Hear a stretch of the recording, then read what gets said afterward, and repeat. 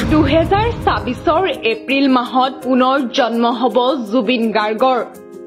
ছিংগাপুৰৰ এটা দৰিদ্ৰ পৰিয়ালত জন্মগ্ৰহণ কৰিব জুবিন গাৰ্গে। মাইকেল জেকছনৰ দৰে এগৰাকী বিশ্ববিখ্যাত পপ ছিংগাৰ হ'ব জুবিন গাৰ্গ। 4 বছৰ বয়সৰ পৰাই গীত গাব জুবিনে। 14 বছৰ বয়সত অসমলৈ আহিব জুবিন গাৰ্গ। নিজৰ সৃষ্টিৰাজি শুনি নিজৰেই প্ৰেমত পৰিব জুবিন। মহানায়কৰ মহাপ্ৰস্থানৰ পাছতেই সামাজিক মাধ্যমত বিশেষভাৱে চৰ্চিত হৈ পৰিছে এটা বিশেষ ভিডিঅ', যিটো ভিডিঅ'ত প্ৰকাশ কৰা হৈছে জুবিন গাৰ্গৰ পুনৰ জন্মৰ কথা। নতুন ৰূপত নতুন ঠাইত জন্মগ্ৰহণ কৰিব মহাশিল্পী জুবিন গাৰ্গে। পিছে এইবাৰ অসমত নহয়, ছিংগাপুৰত জন্মগ্ৰহণ কৰিব জুবিন গাৰ্গে। ব্ৰহ্মকুমাৰী ৰুমা মেহেনে ধ্যানৰ সহায়ত লাভ কৰিছিল জুবিন গাৰ্গৰ পুনৰ জন্মৰ সন্দৰ্ভত এক বিশেষ তথ্য। সদ্য প্ৰয়াত জুবিনতকৈ পৃথক হ'ব নতুন জুবিন গাৰ্গ। বিশ্বব্যাপী জনপ্ৰিয় হ'ব নতুন জুবিন গাৰ্গ। সাগৰ মহাসাগৰ ভাল পাব জুবিন গাৰ্গে। কিন্তু সাগৰত নামিবলৈ ভয় কৰিব নতুন জুবিন। লগতে ব্ৰহ্মকুমাৰী ৰুমা মেহেনে উল্লেখ কৰে যে সদ্য প্ৰয়াত জুবিন গাৰ্গৰ দৰে দানী হ'ব নতুন জুবিন। 14 বছৰ বয়সত অসমলৈ আহিব নতুন জুবিন গাৰ্গ। শুনিব নিজৰে অমৰ সৃষ্টিৰাজি। খাদ্যৰ প্ৰতি অধিক আগ্ৰহী হ'ব নতুন জুবিন গাৰ্গ। নিৰামিষ ভোজী হ'ব নতুন জুবিন। মোৰ সেই ধ্যানৰ যোগেদি মোৰ নিৰাকাৰ পৰম পিতা পৰমাত্মা ঈশ্বৰ আল্লাহ গড ভগৱানে মই তেখেতক সোধোতে তেখেতে মোক যিখিনি টাচিং কৰালে, যিখিনি স্পৰ্শ কৰালে, মেছেজ সদায় স্পৰ্শৰ আকাৰত আহে, ইনটিউশ্যনত আহে, সেইখিনি মই আপোনালোকক শুনোৱাবলৈ প্ৰয়াস কৰিছো। জেনেৰেশ্যন বিটাৰ অন্যতম নায়ক হৈ পেলাই জন্ম ল'ব। তেখেত ইংৰাজী চহৰত জন্ম ল'ব। আৰু 100% চান্স আছে ছিংগাপুৰৰ কোনো দৰিদ্ৰ পৰিয়ালত জন্ম ল'ব। শৰীৰৰ ধৰ্ম হ'ব খ্ৰীষ্টিয়ান ফেমিলিত তেখেতৰ জন্ম হ'ব। জন্মৰ তাৰিখটো মোৰ মনলৈ আহিছিল বাবে লিখি ৰাখিছো। পুনৰবাৰ কওঁ, এয়া 100% সঠিক বেসঠিক মই নাজানো, কিন্তু মোৰ ইনটিউশ্যনত যিখিনি আহিছিল মই লিখি ৰাখিছিলো। 19 এপ্ৰিলৰ পৰা 19 মে'ৰ ভিতৰত 2026 চনত তেখেতৰ জন্ম হ'ব। এজন পৃথিৱী বিখ্যাত পপ ষ্টাৰ হ'ব।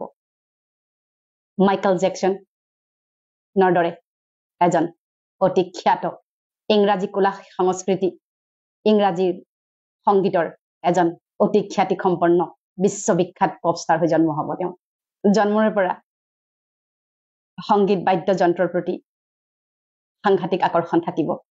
4 বছৰ মানৰ পৰা প্ৰসিদ্ধ হ'বলৈ আৰম্ভ কৰিব আৰু 13 বছৰ বয়সৰ পৰা পৃথিৱীত তেখেতৰ পৃথিৱী বিখ্যাত হৈ পৰিব। 13 বছৰ বয়সৰ পৰা তেখেতৰ যিটো বেণ্ড হ'ব, সেই বেণ্ড ৱৰ্ল্ড মিউজিকেল বেণ্ড হিচাপে জনাজাত হ'ব। ওৱান অফ দ্য বিগেষ্ট বেণ্ডছৰ ভিতৰত এটা বেণ্ড হ'ব। আৰু তেওঁ 14 বছৰ বয়সৰ পৰা সেই মিউজিকেল বেণ্ডটো লৈ সমগ্ৰ পৃথিৱী ৱৰ্ল্ড টুৰ কৰিব। ভাৰতবৰ্ষৰ কৃষ্টি সংস্কৃতিয়ে তেওঁক সকলো সময়তে আকৰ্ষিত কৰিব। আৰু তেখেত অসমলৈ আহিব। অসমীয়া গীতৰ ৰিচাৰ্চৰ বাবে আহিব। আৰু যেতিয়াই জুবিন প্ৰয়াত তেখেতৰ শৰীৰে গীত গাই হৈ গৈছিল, সেই গীতবোৰ শুনিলে তেওঁ ভাবুক হ'ব। আৰু তেওঁ নিজেও এজন জুবিন ফেন হৈ পৰিব। আৰু তেওঁ জেনেৰেশ্যন বিটাৰ এক অন্যতম আকৰ্ষণ, অদ্ভুত আকৰ্ষণ হ'ব।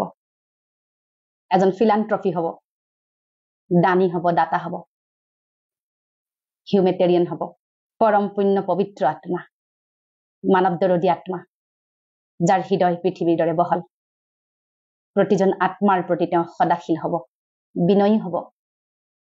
সেই নিৰ্মাণকাৰী শিশু সুলভতা থকা আত্মাই বিশ্বত এইবাৰ কেৱল আমাৰ ভাৰতবৰ্ষতে নহয়, বিশ্বত তেওঁ এবাৰ জিলিকি উঠিব।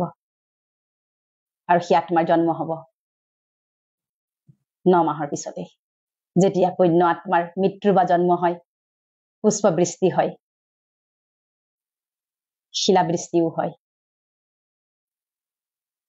তেখেতৰ যিদিনাখন জন্ম হ'ব পুষ্পবৃষ্টি হ'ব